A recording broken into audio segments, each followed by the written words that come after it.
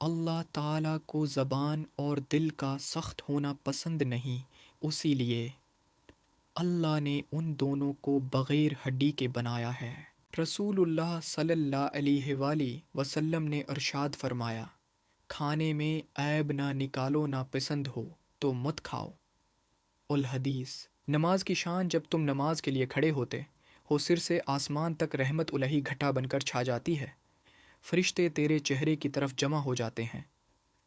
ایک فرشتہ پکارتا ہے، اے نمازی، اگر تو دیکھ لے کہ تیرے سامنے کون ہے اور تو کس سے بات کر رہا ہے، تو اللہ کی قسم تو قیامت تک سلام نہ پھیرے۔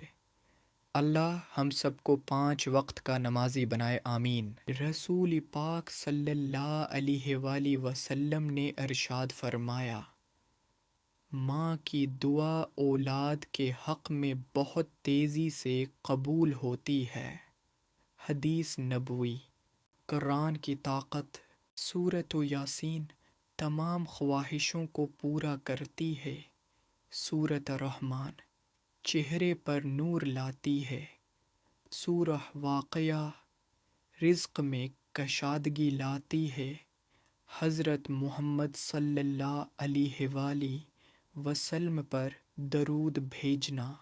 ایک روز حضرت جبرائیل علیہ السلام آپ صلی اللہ علیہ وآلہ وسلم کے پاس آئے اور کہا کہ میں دنیا کے سارے درختوں کے پتے گن سکتا ہوں، پانی کے قطرے اور ریت کے سارے ذرے گن سکتا ہوں، لیکن اس شخص پر اللہ تعالیٰ کی رحمتوں کی تعداد نہیں گن سکتا جو آپ صلی اللہ علیہ وآلہ وسلم پر درود بھیجتا رہتا ہے۔ سبحان اللہ۔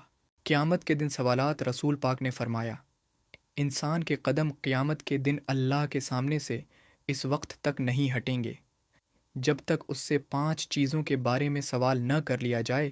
اس کی عمر کے بارے میں کہ اس کو کہاں ختم کیا، اس کی جوانی کے بارے میں کہ اس کو کہاں خرچ کیا، مال کہاں سے کمایا، کہاں خرچ کیا، علم کے مطابق کیا عمل کیا۔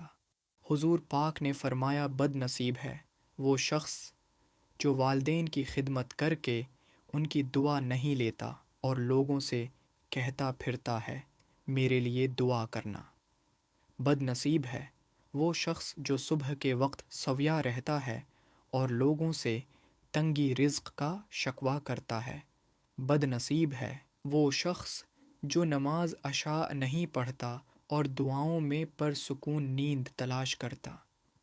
بد نصیب ہے وہ شخص جس نے ماہ رمضان پایا اور اپنے رب کو راضی نہ کر سکا۔ آپ صلی اللہ علیہ وآلہ وسلم نے یہ بھی فرمایا، جس نے ایک حدیث سنی اور دوسروں تک پہنچائی، قیامت کے روز اس کے لیے میری شفاعت واجب